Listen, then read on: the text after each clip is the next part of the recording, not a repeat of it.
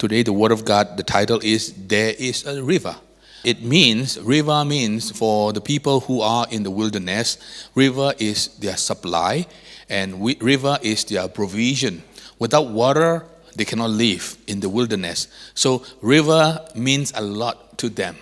It's not about money, it's not about houses, cars and properties, but river is for like a living water. So river is very critical, very crucial, and very important for those who live in the wilderness, especially Israelites people, they live in the wilderness.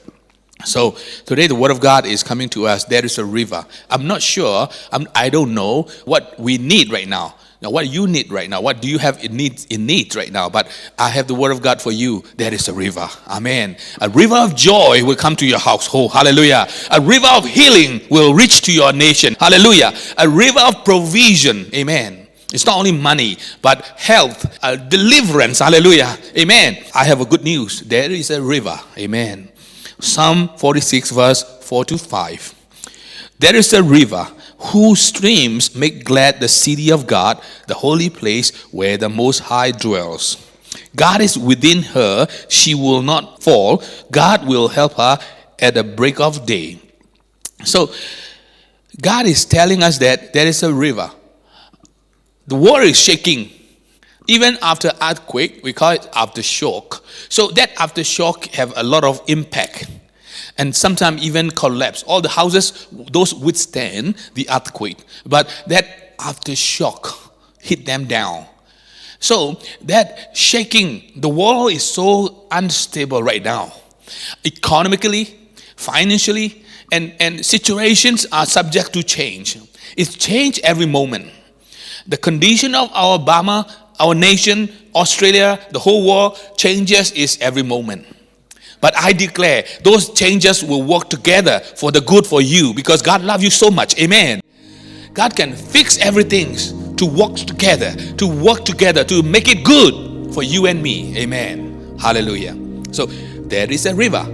And that river, it will make the city of God will full of joy. So joy, if you have joy, the joy of the Lord is my strength.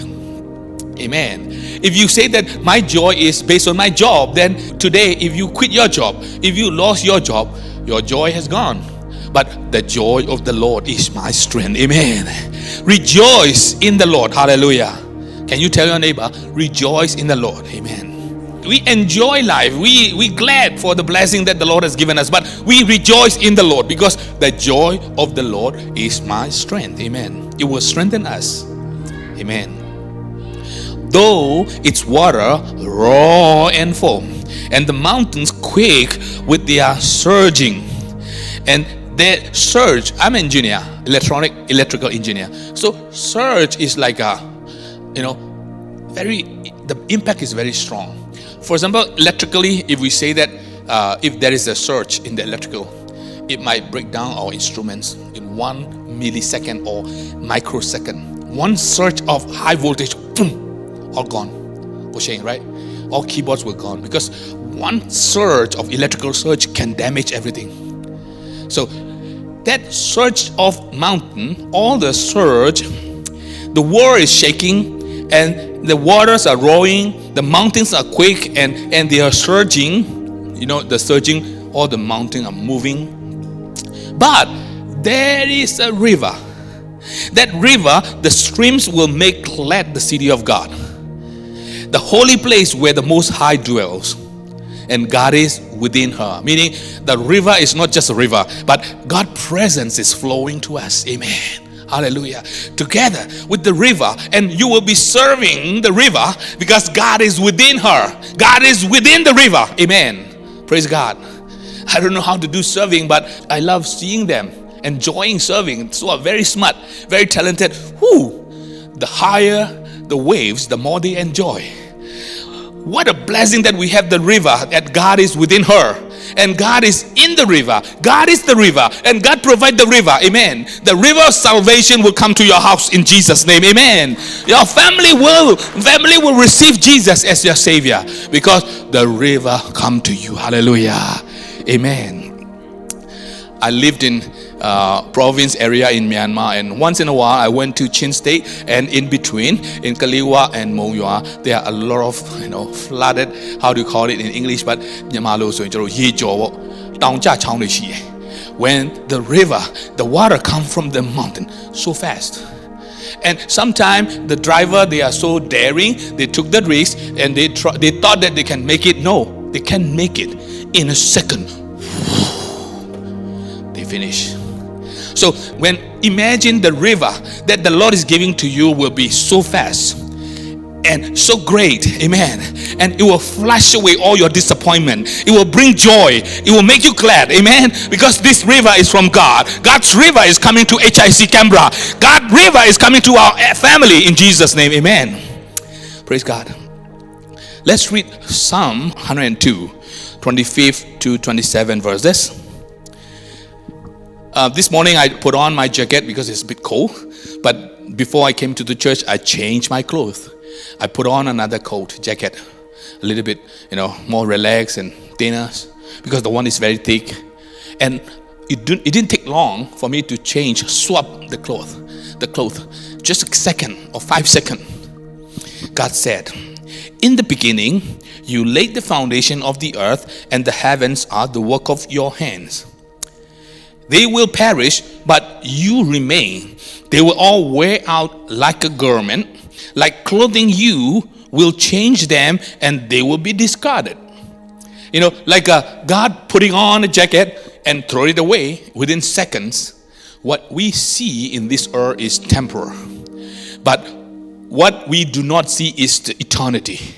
God said, I will shake it all. I will shake it all. Heaven and earth will damage and will not last long, but my word will remain the same forever, Jesus said, amen. That's why the shift that we are facing in this world is like a moment. You have this scenario, but God said, I will shake it all. I will change it. Like wear and tear. In our car, the tire after a few years, 1 or 2 years, depends on your usage. You like it or not, you check the year of the made of year, then you will change it because it's wear and tear. The world is changing. Everything is changing. But God said, my love will never change. Amen. The river is still flowing for you. It's still available for you 24/7. The river of joy, the river of salvation, the river of gladness in the Lord is available for us, those who believe in God. Amen. Let's read verse 27. But you remain the same. Amen. Can we read with me? But God remained the same. 1, 2, 3. But God remained the same. Hallelujah. Can we give clap offering to God? Amen. He is the same yesterday, today, and forever. He remained the same. He still loves us. He still take care of us, and He still provide us. Amen. I love the word provision. Provision is we thought that it's the supply. It's just giving something, which is true. But pro is advance. Vision is something that you can see. So it means before you see, God already prepared. That is called provision. Hallelujah. Oh man. Hallelujah. When Abraham was so sad, he came up to the mountain with the son of Isaac, but God already prepared the lamb. The lamb. That is called provision. In other words, provision is the thing that you cannot see, but God already prepared. That is called provision. Hallelujah. God is our provider. Jehovah Jireh. Amen. Can we shout Jehovah Jireh? 1, 2, 3. Jehovah Jireh. Amen. God is our provider. Before we reach Canberra, the Lord already built this house of God for us to use. Hallelujah. That is called God's provision. Amen. We appreciate Vision Church. We appreciate Pastor Andrew and team. But we also acknowledge that God is the one who provides us, and He got a provision for us before we have a vision. He already provision. Hallelujah. Amen. Somebody see your house. Before you see, God already prepared. It's a provision. Hallelujah. Amen. This year is expansion. You might have an extension of your land. You might have belief for big land. Hallelujah. Because God is always giving the word of God ahead of everything. So I declare this year is a year of expansion. You will have a double growth. Amen. Your land will be growing. Amen. Hallelujah. Praise the Lord. Oh, praise the Lord. When Israelite people came to the desert of sin, traveling from place to place, and when they reach somewhere, then they don't have anything to drink, no water. Then the people complain, quarrel with Moses. Church, sometime when we are upset, we want to complain someone, or the pastor, or the leader, or even our parents. Come on, we have to thank God for them. And we don't complain, but we say, Lord, give us water. But here, they complain Moses. They quarrel with Moses, the leader, who brought them out from the slavery. But they complain, we need water. The people were very thirsty. Why did you bring us out of Egypt to make us and our children and livestock died of thirst? Then Moses cried out to the Lord, what am I doing with them? They are almost ready to stone me. And the Lord answered, go out in front of the people, take with you some of the elders of Israel, take in their hand the staff that which you struck the Nile river, and go. So when he reached there, he stand before the rock in Horeb. Horeb means the mountain of God. In Hebrew, Horeb is a mountain of God, or God's mountain. Then God's mountain is just a rock, just like a blocking everything. But you remember the rock, this rock is just like a nothing. But when he struck the rock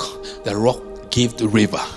enough, not just 10 gallons, not just 10 liters, not just 100 liters. It's enough for 2 million people to drink. And imagine, they are not just 2 million people. They have millions of flocks. They have sheep and goats and cattle. So, and one camel can drink 50 gallons right away. So how much water flow out from that rock? God is our provider. Hallelujah.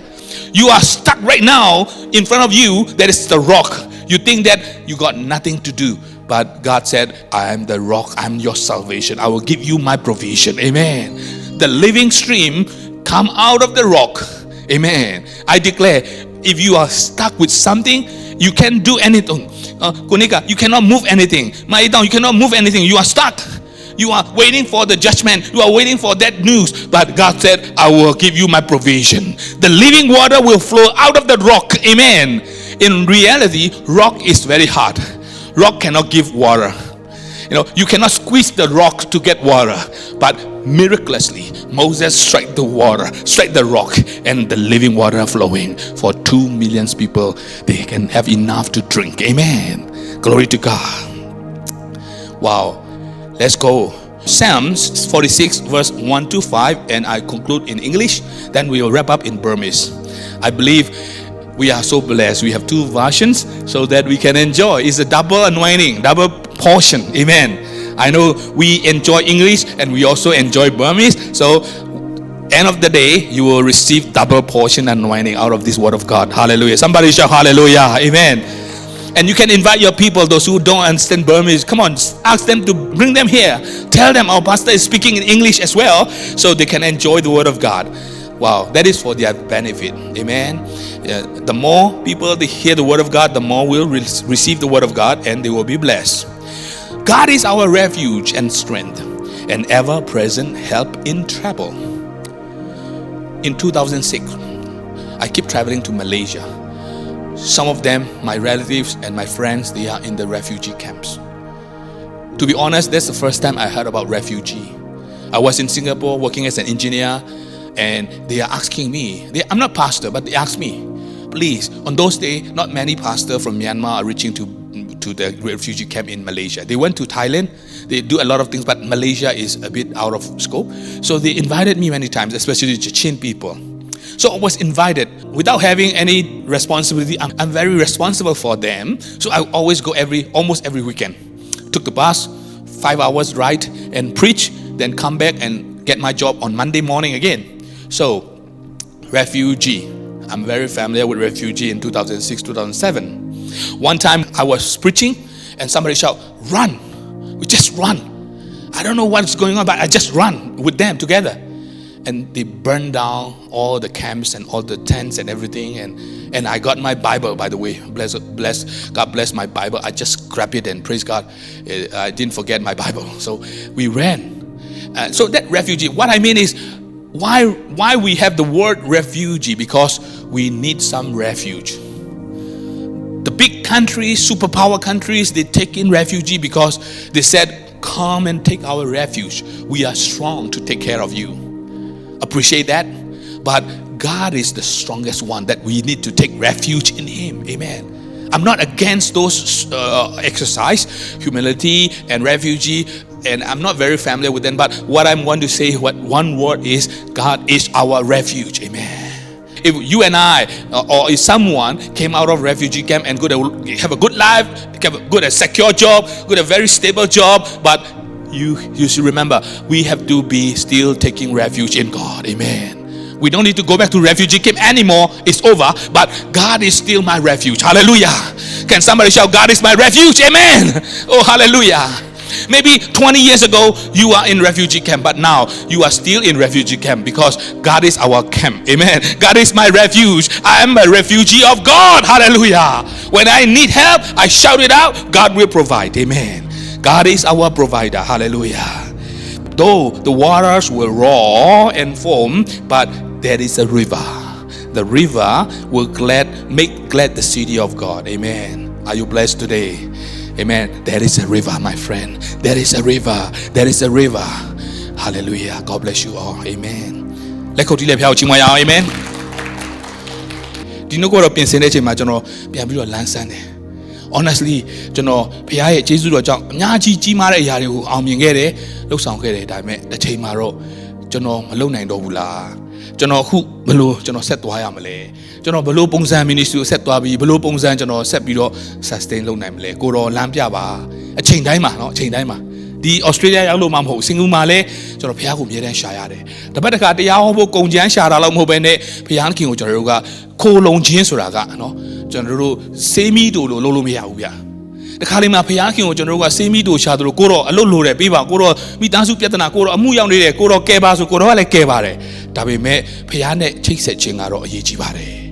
Amen. River ဆိုတဲ့အခါမှာကျွန်တော်တို့ခဏလောက်ရေပေးတာလောက်မဟုတ်တော့ဘဲနဲ့ဖြတ်တောက်ခြင်းမရှိတဲ့စီးစင်းတော်မြစ်ဖခင်ရဲ့စီးစင်းတော်မြစ်ကကျွန်တော်တို့ available ဖြစ်နေတာဖြစ်ပါတယ်နှုတ်ကပတ်တော်ကြည်ကြပါစို့ဒီနေ့နှုတ်ကပတ်တော်ခေါင်းစဉ်ကတော့မြစ်တစ်မြစ်ရှိသေးတယ်ဖတ်ကြည့်အောင်ပါတယ်လေမြစ်တစ်မြစ်ရှိသေးတယ်စာလံ46ငယ်4ကနေ5ကိုအတူတကွအားရပါမြန်မာလိုဖတ်ရအောင်မြစ်တစ်မြစ်ရှိသေး၏ထိုမြစ်သည်စီး၍ဘုရားခင်၏မြို့တီးဟုသောအမြင့်ဆုံးသောဘုရားကျိန်းဝတ်တော်မူရာတန်ရှင်သောမြို့တော်ကိုရှင်လန်းစေတတ်၏ထိုမြို့သည်ဘုရားခင်ကျိန်းဝတ်တော်မူရာဖြစ်၍တုံလှုပ်ခြင်းမရှိရာဝါဗါတယ်လေတုံလှုပ်ခြင်းမရှိရာဟာလေလုယာမိုးတောက်လင်းစား၌ဘုရားခင်ကူမတော်မူလိမ့်မည်အဲ့ဒီနေရာလေးကိုခဏရက်ချင်တယ်ဘာလို့မိုးတောက်လင်းစားမှာကူမမလဲဆိုတော့ညရက်ကကြောက်စရာသိကောင်းတယ်ညအမောင်ကကျွန်တော်တို့ကိုခြောက်ချားစေတယ်ဒီရက်ကွက်ဒီအိမ်မဲ့နေနေကြလင်းလင်းချင်းချင်းဆိုပြောနေတာပဲမိုးမောင်တာနဲ့ချက်ချင်းလဲအားငယ်တလူလိုဖြစ်နေတာနော်ဆိုအဲ့ဒီ break of day နော်အဲ့ဒီနေ့ကိုဖြတ်တောက်တဲ့နေ့ကိုအမောင်ထုကိုထိုးခွင်းတဲ့အလင်းရောင်ရောက်လာတဲ့အခါမှာတော့ဘုရားခင်ရဲ့ကူမခြင်းကိုကျွန်တော်တို့မြင်တွေ့ရတော့မှာဖြစ်ပါတယ်အရေးအမောင်ဆုံးချိန်ဟာအလင်းရောက်လာမယ့်ချိန်နီးလို့ဖြစ်တယ်တကောင်ထက်ညမမိုက်တော့ဆိုတာတကောင်ရံပြီးသွားရင်တော့အဲ့ဒီအမြင့်ဆုံးအနှိမ်ဆုံးအမောင်ဆုံးညာကိုကြော်လွှားပြီးတဲ့ချိန်မှာတော့မိုးတောက်ရံကလာတော့မှာဖြစ်ပါတယ်အာမင်ဒီနေ့ကျွန်တော်ကျမစိတ်သက်ကြတဲ့သူတယောက်ဇုံတယောက်ရှိခဲ့ရင်ဒီနှုတ်ကပတ်တော်နားထောင်နေတဲ့ချိန်မှာပဲဘုရားရဲ့မိုးတောက်ရံနဲ့တူဘုရားရဲ့ကူမခြင်းကရောက်ရှိလာတော့မှာဖြစ်ပါတယ်ဆက်ဖတ်ရအောင်ဘုရားခင်သည်ငါတို့ခိုလုံရာဖြစ်၍ခွန်အားကိုပေးတော်မူ၏ဘေးရောက်သည့်ကာလအထူးသဖြင့်ကူမတော်မူကြောင်းထင်ရှားလျက်ရှိဘုရားခင်ကကျွန်တော်ရဲ့ခိုလုံရာဖြစ်တယ်ကျွန်တော် refugee camp ဆိုတာကျွန်တော်အရင်တော့သိမကြဘူး2006-2009စင်ကာပူမှာအလုပ်လုပ်နေတဲ့အချိန်မှာမလေးရှားညီကိုတွေကလာပါအောင်လာလဲပါအောင်တရားလာဟောပါအောင်ဆိုတော့ကျွန်တော် refugee camp တွေရှိတဲ့တောထဲတွေမှာကျွန်တော်သွားဟောရတယ်3မိုင်လောက်ကျွန်တော်လမ်းလျှောက်ရတယ်ကွာလာလမ်ပူကနေကာစီတွေစီးပြီးတော့မှကျွန်တော်တိတ်မမှန်းပြီးတော့နေရတယ်တော့တောအရက်တွေမှာတို့တဲတွေစောက်ပြီးတော့နေကြတယ်အဲ့မှာတို့ refugee ဝင်တယ်ပြီးတော့တို့အမေရိကတို့ဩစတြေးလျလို့เนาะဒီနိုင်ငံတကာကနေနိုင်ငံကြီးတွေကငါတို့ကိုခိုးလုံးပါမင်းတို့ကိုကူညီမယ်ဆိုပြီးတော့တို့ခေါ်တယ်တကယ်ရောက်လာကြတယ်တကယ်ကိုเนาะကျွန်တော်ကြားဘူးရဆိုလို့ရှိရင်ရောက်တာနဲ့ရေခဲတဲ့ထဲမှာစားစရာပြည့်အိမ်เนาะ2လစာ3လစာငှားပေးထားတယ်အဲ့လိုထောက်ပံ့ခြင်းတွေပေးတယ်အမျိုးမျိုးပေါ့တို့နေသားကြတဲ့ဒီတို့ထောက်ပံ့ကြတယ်ဆိုတော့ကျွန်တော်ကြားဘူးတယ်ဒါပေမဲ့ အဲ့ဒီဖြစ်ပျက်ပြီးသွားတဲ့ခါမှာကျွန်တော်တို့က refugee နဲ့ကျွန်တော်တို့ ਨੇ လွတ်သွားတာမဟုတ်သေးဘူးကျွန်တော်တို့ကတက်တက်လုံးကိုရောရဲ့ခိုလုံထဲမှာကိုရောရဲ့ခိုလုံရာထဲမှာနေတတ်ဖို့တည်ရည်ကြီးတယ်ဟာလေလုယာအပြင်းကြီးဖို့ပြောတာမဟုတ်ပါဘူးအရာခတ်တဲ့ဘုရားထောက်ပံ့မယ်ဆိုပြီးညင်နေဖို့ပြောတာမဟုတ်ပဲနဲ့ယုံကြည်ခြင်းနဲ့ကျွန်တော်တို့လိုက်လျှောက်မယ်နာခံမယ်ဘုရားခင်ထဲမှာကျွန်တော်တို့ကခိုလုံခြင်းရယူမှာဖြစ်ပါတယ် insurance company ကဘလောက်အာမခံထုတ်ပေးမလဲဆိုတာကတင်ဘလောက် sign up လုပ်ထားတဲ့ plan ပေါ်မှာပဲဆုံးဖြတ်ပေးသွားတာသူ့ဘာသူ company ကကြီးတာပဲကိုလာရွယ်ဝယ်ထားတဲ့ insurance ကအာမခံကဘလောက်1 million coverage ရှိရဆိုရင်နောက်ကိုရှိန်ကဝယ်ထားတဲ့ကာဘာ5 million ရှိရဆိုရင်သူတို့နှစ်ယောက်က complaint တက်လို့မရဘူးဒီ insurance company အတူတူပဲဘာလို့ကျွန်တော်က1 million ပဲ cover ရတာလဲနင်ဝယ်ထား1 million က plan လေးရှင်းလေးပဲဖခင်ကလည်းကျွန်တော်တို့ကြီးမြတ်တော်ဖခင်ဖြစ်တယ်ကျွန်တော်ဘလောက်ခိုလုံတယ်လဲပေါ်မှာမူတည်သွားတာပဲအာမင်အလုတ်အတွက်ခိုလုံရင်လည်းဖခင်ကလုံလောက်တော်ဖခင်ဖြစ်ပါတယ်မိသားစုအတွက်ခိုလုံရင်လည်းလုံလောက်တော်ဖခင်ဖြစ်ပါတယ်ဒါပေမဲ့သူကတော့ကျွန်တော်တို့ကိုတက်တက်လုံးသူ့အထဲမှာခိုလုံပြီးတော့မှခွန်အားရယူစေခြင်းတော်ဖခင်ဖြစ်ပါတယ်အာမင်ဒါကြောင့် insurance နဲ့ကျွန်တော်နိုင်ပြီးပြောမယ်ဆိုရင်တော့ your limit is what you sign up for determines by what you sign up for เนาะကျွန်တော်တို့ဘလောက် sign ထိုးထားလဲဘာ plan ကိုယူထားလဲပုံမှာမူတည်ပြီးတော့ကျွန်တော်ဘလောက်လုံခြုံတယ်လဲဆိုတာကအဆုံးဖြတ်ပြီးသွားတာပါဒါကြောင့်မလို့ဖခင်ခင်ဟာကျွန်တော်တို့အကန့်အသတ်မဲ့ခိုလုံရဖြစ်ပါတယ်ဒီနေ့ကိုတိုးဩစတြေးလျနိုင်ငံသားဖြစ်သွားတယ်ဒီနိုင်ငံရဲ့ benefit တွေသူရသွားတယ်ဘာလို့လဲသူဒီမှာနေတာ9နှစ်ကြာလို့အော်တိုပေးတာမဟုတ် तू ကကျွန်တော်လျှောက်ထားခြင်းပါလေဆိုပြီး तू စလျှောက်ရတာဖခင်ခင်လည်းအဲ့လိုပဲကယ်တင်ခြင်းကိုလူတိုင်းကိုအခမဲ့ပေးထားတယ်ဒါပေမဲ့ invitation ကလူတိုင်းရတယ် RSVP လောက်ရတယ်ကျွန်တော်လာပါမယ်အဲ့ဒီပွဲကိုကျွန်တော်တက်ပါမယ်ဆိုပြီးကျွန်တော်တို့ကပြန်ပြီးတော့ RSVP လောက်ရတာမြန်မာပြည်သက်တွေကိုဖိတ်ရတာရမ်းခက်တဲ့တခါလေးကြာရင်မင်္ဂလာဆောင်တွေလာမလားမလာဘူးဆိုတော့စိတ်ကောက်တာလာချင်းလာမှာပေါ့ဖိတ်မှတော့လာမှာပေါ့လာမယ်ဆိုရင်နည်းနည်းပြောပြအောင်ဘာလို့ပြောရမှာလဲနော်ကျွန်တော်တို့ RSVP သဘောတရားကိုကျွန်တော်တို့မြန်မာ culture မှာတခါလေးမှနားမလဲဘူးဒါပေမဲ့ကဲတင်ခြင်းတောင်မှ RSVP နော်တန်ပေါင်း8000ကျော်အတွက်လုံလောက်တော့ကဲတင်ခြင်းဖြစ်ပေမဲ့လူနည်းစုတချို့ကပဲယေရှုကိုသခင်ဖြစ်လက်ခံတဲ့သူကပဲထာဝရတရားတာပ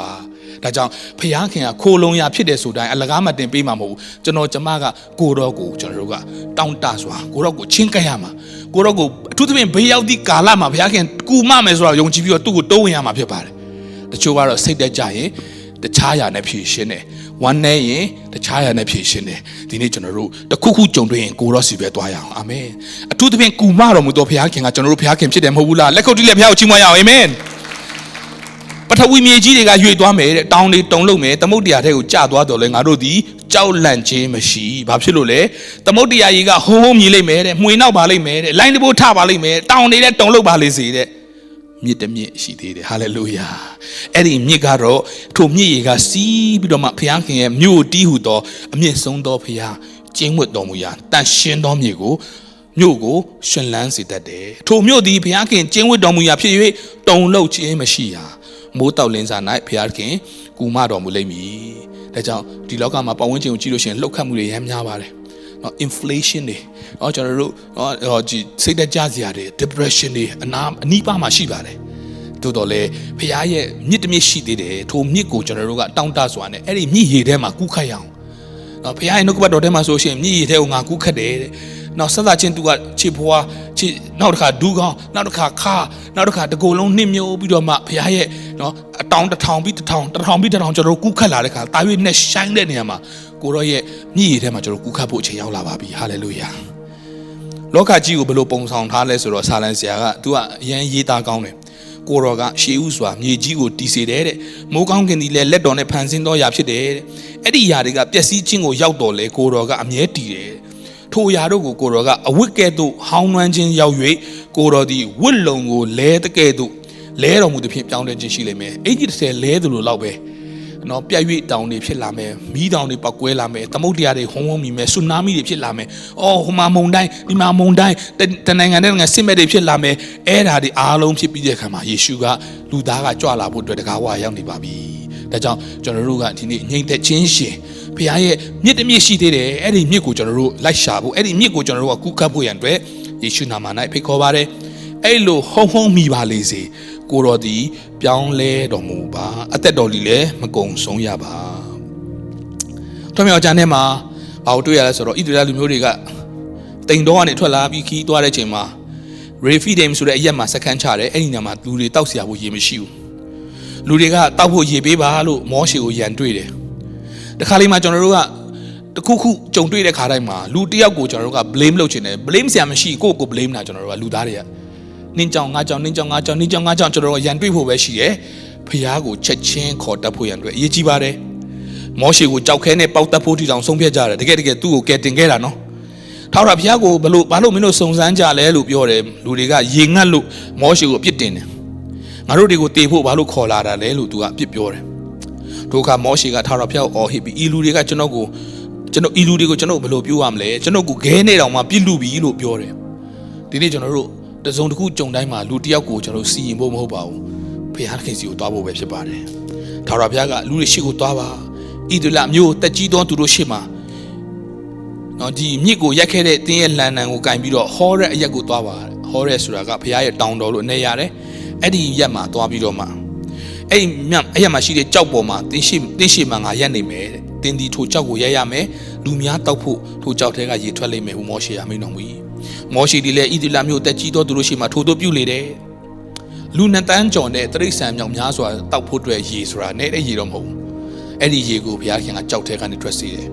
ကြောက်ဆိုတဲ့သဘောတရားကနော်ရေထွက်စရာအကြောင်းမရှိဘူးတစ်သားကမှဖော့ကမှနော်ဒါမှရှိအဝတ်ကမှညှစ်လိုက်ရေထွက်ရင်ထွက်လာအောင်မယ်မနေ့ကနင်းကြထားတဲ့ဟာလေးကိုအဝတ်လေးကိုညှစ်လိုက်ရေနည်းနည်းတင်မယ်ကြောက်ခဲကိုဘယ်လောက်ညှစ်ရေမထွက်ဘူးဗျဒါပေမဲ့နမိတ်လက္ခဏာနဲ့အဲ့ဒီကြောက်ထဲကနေမြေရေကိုစီစစ်စေတယ်ဘုရားဖြစ်တယ်ဆိုလိုတာကကျွန်တော်တို့လမ်းမရှိသလိုပိတ်နေသလားလမ်းမရှိတော့ရမှာဘုရားခင်ကတောထဲမှာလမ်းကိုစီရင်ပေးသလိုဂန္ဓာရထဲမှာစီးတော်မြစ်ကိုလည်းပေးတယ်ဘုရားဖြစ်တယ်ဟာလေလုယာ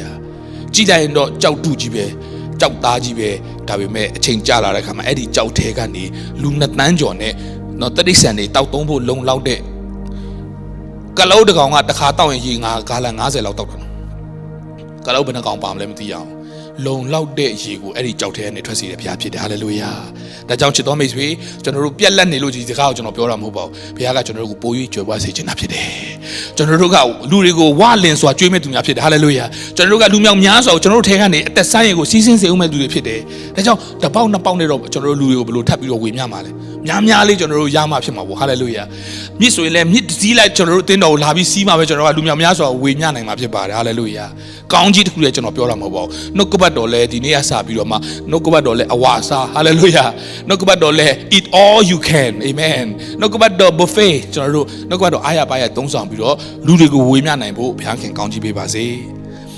ေစိတ်ဝင်စားစရာတစ်ခုလေးကျွန်တော်ပြောချင်တယ်အဲ့ဒါကတော့ရှင်ပေါလုပြောခဲ့တဲ့စကားတစ်ကောခန်းကြီး30ငယ်1ကနေ4ညီကိုတို့ငါတို့ဘိုးဘေးပေါင်းတို့သည်မိုးတိမ်အောက်မှာရှိ၍ပင်လယ်အလယ်၌ရှောက်သွားကြသည်ဟူ၍၎င်းမိုးတိမ်နဲ့ပင်လယ်ထဲမှာမောရှေ၌ဗတ္တိဇံကိုခံကြသည်ဟူ၍၎င်းပေါလုကတစ်ကောကိုရေးတဲ့ချိန်မှာသူကတော်တော်လေးကိုပြောင်မြောက်တယ်ဗျသူရေးတာကသူ့ရဲ့ဘိုးဘေးတွေကျွန်တော်တို့ဘိုးဘေးတွေဣသရေလလူမျိုးတွေကတဲ့ခါနန်ပြည်ကိုသွားတဲ့ချိန်မှာသူတို့ပင်လယ်နီကိုဖြတ်သွားတဲ့ချိန်မှာကြောက်သားဒုလိုမာကျော်တော့ပင်လယ်မှာသူတို့ဖြတ်သွားတယ်အဲ့ဒါကိုရှင်ပေါလုကဘယ်လိုပြောလဲဆိုတော့အဲ့ဒါပင်လယ်ထဲမှာဗတ္တိဇံခံတယ်တဲ့ရေမဆိုတဲ့ဗတ္တိဇံတော့အဲ့ဒါလူနှစ်တန်းကျော်ကတခါတည်း on the spot အဲ့ဒီမှာဖြတ်သွားတဲ့ချိန်မှာပင်လယ်ထဲမှာသူတို့ရဲ့အတိတ်ဘဝကျွန်ဘဝဆုံးရှုံးခဲ့တဲ့ဘဝတွေအားလုံးကိုသမုဒ္ဒရာထဲမှာသူတို့နှိမ့်မြုပ်စေခဲ့တယ်တကယ်ပဲနောက်ကလိုက်လာတဲ့ Egypt စစ်သားတွေအားလုံးအမှတည်ကြည်သွားတာနော်မြုပ်ပစ်လိုက်တာဆိုတော့အဲ့ဒါကိုပေါလုကငါတို့ဘိုးဘေးတွေကပင်လယ်ထဲမှာမောရှေ၌ဗတ္တိဇံခံခဲ့တယ်တဲ့ဝေါမိုးတိမ်မှာပင်လယ်မှာဗတ္တိဇံခံခဲ့တယ်ဓမ္မစာတူစားကြတယ်တဲ့သူတို့ပွဲတော်စားတာနော်လူနှစ်တန်းအတွက်ကျွန်တော်ဟိုနေ့ကဒီလူစုလေးအတွက်ပွဲတော်တော်ဝယ်တာနော်ကျွန်တော်တပူးဝယ်တာဈေးကြီးရယ်နော်ဆိုတော့လူနှစ်တန်းအတွက်ပွဲတော်ဝယ်မလွယ်တော့ဘူးဗျဒါပေမဲ့မာနမုတ်ကိုမနှစ်တိုင်းချပေးတယ်ပွဲတော်စားကြအမှအဝါစားပွဲတော်ဟာလေလုယာကျွန်တော်တို့အသင်းတော်စားကစားတော့ကဒီဗီယက်နမ်မှာရှိတဲ့စင်ကာပူအသင်းတော်စားကစားလွန်ခဲ့တဲ့နှစ်20လောက်တုန်းကဗီယက်နမ်မှာရှိတဲ့ကျွန်တော်ရောက်ဖားနေကျွန်တော်တို့ပွဲတော်စားမယ်ပေါ့အခုလိုပွဲတော်လေးဘယ်ဝယ်ရမှလည်းမသိဘူးနော်ရှိတော့ရှိမှာပါကျွန်တော်မသိလို့ဖြစ်မယ်အဲ့နဲ့ကျွန်တော်တို့လူနည်းစုပဲကျွန်တော်ရောက်ဖတ်ကျွန်တော်ကိုပကညောပဲသူကဲကိုပွဲတော်လုပ်ပါအောင်ဆိုသူလည်းလှုပ်လာတာဘောင်းမုံကိုလီးပြီးတော့မှကျွန်တော်လည်းမကြည့်မိဘူးအေးဆေးပဲယူလိုက်ပြီးတော့မှကျေးဇူးတော်ချီးမွမ်းပြီးတော့မှကြီးလိုက်တော့သူကပွဲတော်အကြီးလီးထားတာမနေ့မနောက်စားရတာအဲ့ဒီမှာဟာဆက်ကလည်းဆက်ကပြီးဆိုအကုန်စားရမှာဆိုတော့ဒီလောက်လီးထားဘောင်းမုံကိုဒီမုံကားကိုတော့ချိုးပဲတော့ကိုကနာပြည့်တယ်ဆိုတွဲတာပလာတာစားတယ်လို့စားအချာကြီးဝါနေအောင်တယောက်မျက်နှာတယောက်ကြည့်ရီလည်းမရီရဲတော့ဒါတန့်စင်တဲ့နော်တကယ်အတင်းတော်ရဲ့ဝတ်တရားဆိုတော့လုံနေရဆိုတော့ပျော်လဲပျော်စရာရင်တော့နောက်ပိုင်းကျကျွန်တော်သူအဲ့လောက်ကြီးနေလို့ပေါင်းဖို့အများများလို့နေ ဒီမာနမောကမနေ့တည်းမှာကြာလာတာဣသရေလမျိုးတွေကပွဲတော်ထဲမှာကြီးကျယ်စားနေတယ်နော်ဝါဟာလေလုယာမြင်တတ်မယ်ဆိုရင်ဘုရားခင်ကကျွန်တော်တို့ကိုဒီနေရာမှာအတူတူကဘုရားခင်ကပို့ဆောင်တယ်ကျွန်တော်တို့ဒီနေ့အတူတူပွဲတော်ဝင်ခွင့်ရတယ်တနေ့မှာတနေ့ရာစီရောက်သွားတယ်တနေ့ရောက်သွားခဲ့သည်ရှိတော့ကျွန်တော်တို့ပြန်လက်ကြည့်ရမှာအော်အဲ့ဒီကလေးကဘုရားခင်ကကျွန်တော်တို့ကိုစုစည်းခဲ့ပြီးတော့မှအတူတူကဓမ္မအစာကိုစားစေတယ်ဟာလေလုယာဓမ္မယူကိုတောက်စေတယ်နောက်မှကိုလာတွေကကိုချင်းကတော့တနေ့ရာမှာဒါမှမဟုတ်ဒီတရားမှာဒါမှမဟုတ်နယ်လက်တရားဟောဆရာမဖြစ်ဘူးလို့ဘယ်သူပြောနိုင်မလဲဟာလေလုယာအဲ့ဒီချိန်ကြလို့ရှိရင်ကျွန်တော်တို့ကကိုရထားတဲ့ဓမ္မအစာကိုတောက်ထားတဲ့ဓမ္မရေကိုသူတို့ဘာကိုဝေမျှနိုင်တော်ဖြစ်ဖို့ဘုရားရှင်ကောင်းကြီးပေးပါစေအာမင်ရှင်ပေါလုပြောတဲ့စကားလေးကိုကြည့်အောင်နော်ထိုသူတို့နောက်၌လိုက်သောဓမ္မကြောက်မှထွက်သောရေကိုတောက်ကြ၏ထိုကြောက်ကခရစ်တော်ဖြစ်သည်အဲ့ဒီကြောက်ကြီးကိုခုနပြောတဲ့မောရှေပြောတဲ့ကြောက်မှာမောရှေဘုရားကပြောဆိုတော့အဲ့ဒီကြောက်ရှေ့မှာငါရက်နေမယ်တဲ့ရိုးရိုးကြောက်ကတော့ရေမထွက်ဘူးဗျာဘုရားတူပါရှိတဲ့ကြောက်ဆောင်ကတော့ကျွန်တော်တို့အတွက်တောက်သုံးရေလုံးလောက်စွာဘုရားခင်ကပေးတာဖြစ်တယ်အာမင်ကောင်းကြီးတကားတိုင်းကတင့်တွဲဟုတ်မှာမဟုတ်ဒါပေမဲ့ဘုရားတူပါရှိပြီးတင့်တွဲဘုရားရှိထားတော့ဘုရားရဲ့အတူပါရှိတဲ့ကြောက်ဆောင်ကတော့ကျွန်တော်တို့တစ်မျိုးလုံးတစ်စလုံးတဲ့ကောင်းကြီးမင်္ဂလာဖြစ်မှာဖြစ်ပါတယ်အသက်ဆိုင်ရင်လည်းဖြစ်မယ်ကယ်တင်ခြင်းလည်းဖြစ်မယ်ဝမ်းမြောက်ခြင်းဖြစ်မယ်ဝမ်းမြောက်ခြင်းကယ်တင်ခြင်းကျမ်းမာခြင်းဟာလေလုယာအဲ့လိုပြောတဲ့တွေ့ပြီးတော့နှစ်ပေါင်း40လုံးလုံးသူတို့တောက်သုံးရေအတွက်နောက်တစ်ခေါက်သူတို့ကြောက်ကိုမှားထားပါဆိုတဲ့ခါမှာအဲ့ကြောက်ကိုတစ်ခါမောရှိကရိုက်မိတဲ့အတွက်ဘုရားကတော့သူ့ကိုစိတ်ဆိုးတယ်လေဆိုတော့ကြောက်နဲ့ရေနဲ့ဓမ္မကြောက်ဆိုပြီးတော့မှအဲ့ကစားပြီးသူတို့တွင်ပြီးတော့ဂျူးတွေရဲ့တမိုင်းမှာသူတို့ယုံကြည်တာကအဲ့ဒီကြောက်ဆောင်ကြီးကဣသရေလလူမျိုးတွေနှစ်ပေါင်း40သွားတဲ့တစ်ချောင်းလုံးကြောက်ဆောင်သူတို့လိုက်လာတယ်လို့သူတို့ကယုံကြည်တာတနည်းအားဖြင့်အဲ့ဒီတက်ဆန်းရေအဲ့ဒီ dispenser water dispenser rock နော်အဲ့ဒီကြောက်ဆောင်ကြီးကသူတို့နောက်ကိုလိုက်ပြီးတော့မှသူတို့နောက်ဆုံးခါနေပြီးဝင်တဲ့ခါကျမှပဲအဲ့ဒီရေကရက်သွားတယ်လို့သူတို့ကတမိုင်းမှာယုံကြည်ကြတယ်ကျမ်းစာမှာတော့မပါဘူးဆိုတော့ရှင်ပေါလုကအဲ့ဒါကိုနားလည်အောင်ဂျူးတွေနားလည်အောင်သူကဒီလိုရေးထားတယ်ဗျထိုသူတို့နောက်၌လိုက်သောဓမ္မကြောက်မှထွက်သောရေကိုတဲ့တောက်ကြရည်တဲ့ဝါဆိုတော့ဒါလေးသိစိတ်ဝင်စားစရာကောင်းတယ်ကောင်းငင်ရောက်ရင်ကျွန်တော်ပြန်မေးရမယ့်ຢာလေးတွေပေါ့နော်ကိုတော့တကယ်ပဲအဲ့တုန်းကမောရှိကိုမေးရမှာမောရှိတကယ်အဲ့တုန်းကကြောက်ကြီးကလိုက်လာတာလို့ကျွန်တော်မေးချင်တာဟောဆိုတော့အရင်စိတ်ဝင်စားဖះမလုံနိုင်တာတခုမှမရှိဘူးနော်အဲ့ဒါကြောင့်မလို့အဲ့ဒီတော့ဒီသူတို့နောက်ကနေလိုက်တဲ့ဓမ္မကြောက်ကတဲ့ရေကိုတောက်လျှောက်ပေးတာတဲ့ dispenser ကြီးကလိုက်လာတာကြောက်တုံးကြီးကနော်အဲ့လိုမျိုးလောက်ထိစိတ်ကူးရင်ဆန်ဆန်ရှင်ပေါလုကအဲ့မှာရေးထားတာကိုတွေးရတယ်ဗျကျွန်တော်ဆိုလိုတာကလိုအိုက်ရင်ဘုရားခင်ကနေကိုတောင်ရက်တန့်စင်နေတဲ့ဘုရားဖြစ်တဲ့အတွက်ဒါလည်းမဖြစ်နိုင်ဘူးလို့ပြောလို့မရဘူးဒါကြောင့်လိုအပ်တယ်ဆိုရင်ဝေးလံခေါင်းတယ်လို့ဘုရားသတ်မှတ်ထားတဲ့ remote area မှာတင်ရောက်နေပါလေစေကိုတော်ကအသက်ဆိုင်ရစီးတဲ့ကြောက်ကိုတော့ဘုရားခင်ပြင်ဆင်ပေးထားပြီးသားဖြစ်တယ်ဟာလေလုယာခရစ်တော်ကနေရာထဲမှာရှိတဲ့အတွက်မိုက်စတာတို့ကိုတိုးတို့အတွက်ဘုရားခင်ကဓမ္မကြောက်ကနေဓမ္မရေကိုစီးဆင်းစေမှာဖြစ်တယ်အသက်တာလုံးဝပြောင်းလဲတော့မှာဖြစ်တယ်ဟာလေလုယာအာမင်ကျွန်တော်တို့ဘဝမှာဘုရားခင်ကလူမီဒီကခရစ်တော်နဲ့ရှိတယ်အသက်ပြုပြင်တဲ့တော်ဖြစ်တယ်ဟောင်းသောကိုတို့ကပြောင်းလဲသွားတယ်ဟောင်းသောအန်တီရိုစီကပြောင်းသွားပြီဟောင်းသောပတ်တော်ကပြောင်းလဲသွားပြီမှာကျွန်တော်တို့ကလူတစ်ဖြစ်သွားတယ်ဟာလေလုယာလမ်းစံတက်ကြွတက်ရှင်ကြမ်းမာတော်သူများဖြစ်ဖို့ဘုရားရှင်ကောင်းချီးပေးပါစေဝိနိကကြုံတွေ့နေရတဲ့ຢာတွေစိတ်ထဲမှာစနိုးဆောင်ဖြစ်နေတဲ့ကိုတော့ဘာလုပ်နိုင်မလဲကိုတော့ဘယ်လိုဖြစ်မလဲဒီနေ့ကိုတော့ရဲ့ငြိမ်သက်ခြင်းချမ်းသာယေရှုနာမ၌ချပေးပါစေအာမင်ဘလောက်ပဲသမုတ်တရားတွေဟုံးမြည်ပါလေစေမြစ်တမြစ်ရှိသေးတယ်ပြောကြည့်အောင်မြစ်တမြစ်ရှိသေးတယ်လို့ပြောရအောင်1 2 3မြစ်တမြစ်ရှိသေးတယ်နောက်တစ်ခါမြစ်တမြစ်ရှိသေးတယ် hallelujah there is a river and that river will make glad